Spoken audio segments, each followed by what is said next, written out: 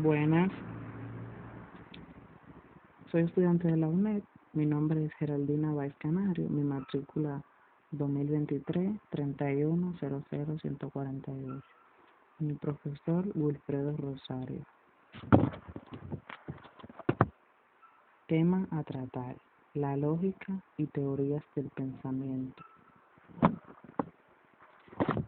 La lógica es la ciencia que estudia la corrección de los razonamientos, tanto formales como no formales.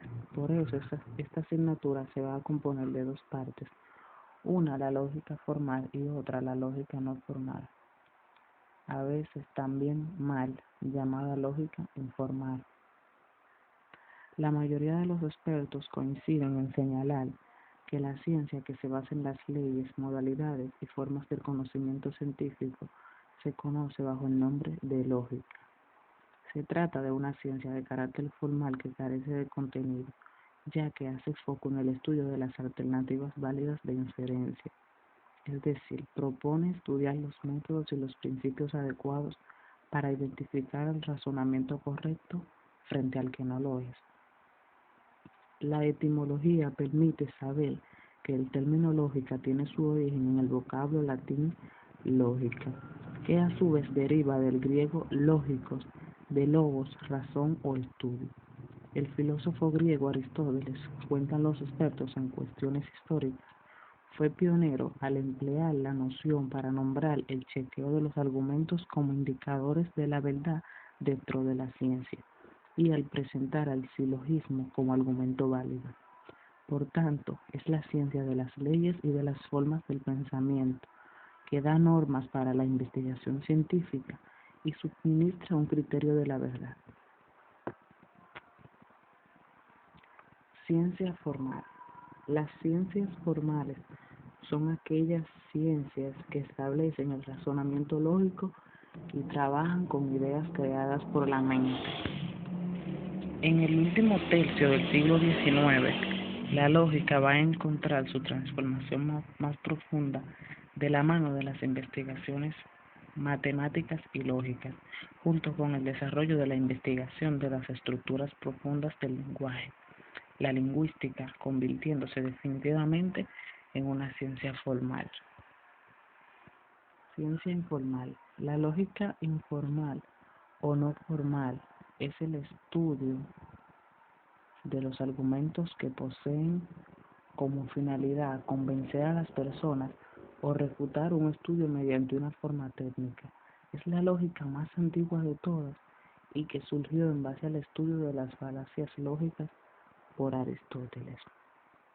En el lenguaje cotidiano, expresiones como lógica o pensamiento lógico aporta también un sentido alrededor de un pensamiento lateral, comparado haciendo los contenidos de la afirmación coherentes con un contexto, bien sea del discurso o de una teoría de la ciencia, o simplemente con las creencias o evidencia transmitida por la tradición cultural.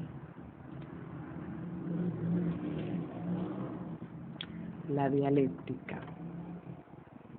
El estudio de la dialéctica, por todas sus características y aplicaciones, resulta muy interesante y casi se podría calificar de apasionante. La dialéctica es tan antigua como la humanidad misma. Se podría decir que los seres humanos han pensado en formas dialécticas antes de que tuvieran conciencia de ello y se hiciesen estudios sobre su etimología, definiciones y aplicaciones. Del mismo modo que han utilizado la información sin saber lo que era, ni qué connotaciones formales y prácticas podían serle atribuidas.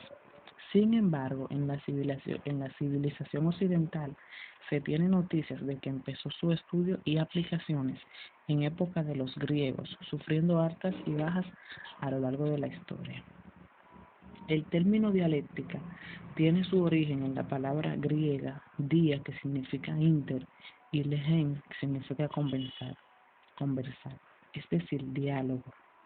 Esto indica que diálogo implica una acción plural en la que intervienen dos o más personas. En el caso particular de que solo participen dos de ellas, se utiliza el vocablo duólogo. El dialogar supuso ser un arte en el sentido técnico que a este término se le daba en Grecia. El diálogo ha llegado a constituir un género literario y hoy en día sigue siendo utilizado en numerosas manifestaciones socioculturales.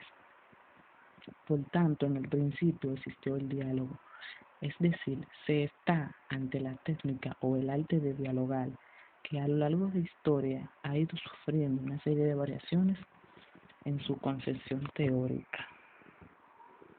Las definiciones que se encuentran en la bibliografía sobre este tema se pueden resumir en unas cuantas, no muchas, ya que ciertos principios han prevalecido a lo largo de los tiempos. Se destacan aquí aquellas más clásicas y aquellas otras más relacionadas con la organización del conocimiento. Estas son las siguientes. Una vez discriminadas, analizadas las ideas, saber cómo pueden combinarse nuevamente. Dicho por Parménides en el siglo VI a.C. Ferrate en 1981. El mundo es heterogeneidad permanente. En esta heterogeneidad radica la dialéctica de lo uno y lo contrario. Día y noche. Aristóteles 384-322 a.C. Física. Colbert 1972. La naturaleza de la verdad. La naturaleza de las verdades busca a través de las actividades didácticas propuestas la reflexión, así como los actos de cuestionar, y hacen propuestas para la posible solución de conflictos que pueden emerger en la cotidianidad. En el libro El conocimiento humano, capítulo 12, Verdad y falsedad, el escritor británico Bertrand Russell investiga la naturaleza de la verdad. Plantea que hay 3 requisitos que busca para descubrir la naturaleza de la verdad. Estos son: número 1, una teoría de la verdad debe ser tal que admita lo opuesto, es decir, la falsedad. Algunas posturas han olvidado este requisito y luego tienen problemas en explicar cómo un pensamiento o método puede llegar a una conclusión falsa. Segundo, la verdad o falsedad es de las creencias, no de las cosas y hechos. En un universo donde solo exista materia, no hay verdad ni falsedad. Estas aparecen con nosotros y nuestras creencias y afirmaciones. Tercero, pero la verdad o falsedad de una creencia o afirmación depende siempre de algo que es exterior a la creencia misma. Tal vez se discutiría esto último en el caso de las opiniones sobre valores y gustos personales, pero no es a ese tipo de opiniones a los que se refiere Russell con creencias y afirmaciones. Estas son siempre creencias y afirmaciones sobre hechos. El problema de esta postura, plantea Russell, es que es posible que un novelista construya todo un mundo coherente y aún ser todo ese mundo un mundo falso. La coherencia no asegura la existencia y correspondencia. Tal vez podamos pedir la coherencia como condición necesaria, pero no suficiente. Un punto más oscuro en contra de la coherencia es, según Russell, que toda idea de coherencia se basa en presuponer la verdad de las leyes lógicas. La verdad absoluta o relativa. En un sentido amplio, la verdad absoluta es el conocimiento exhaustivo fiel del mundo en su totalidad. Conocimiento que se constituye en un ideal al que la humanidad tiende. Las verdades relativas son aquellas ideas o proposiciones que únicamente son verdad en relación a alguna norma, convención o punto de vista. Todo el mundo acuerda en que la veracidad o falsedad de algunas ideas es relativa. Las verdades relativas pueden ser contrastadas con las verdades absolutas u objetivas.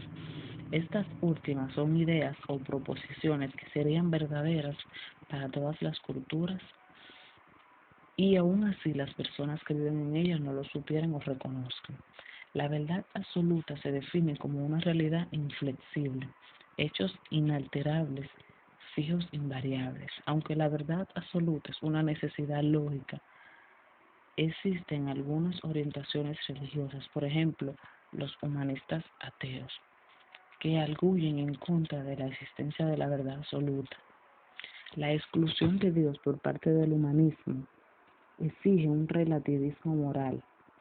El humanista John Dewey, 1859-1952, coautor y aval del Manifiesto Humanista 1933, declaró: Dios no existe y el alma no existe. Gracias por su atención.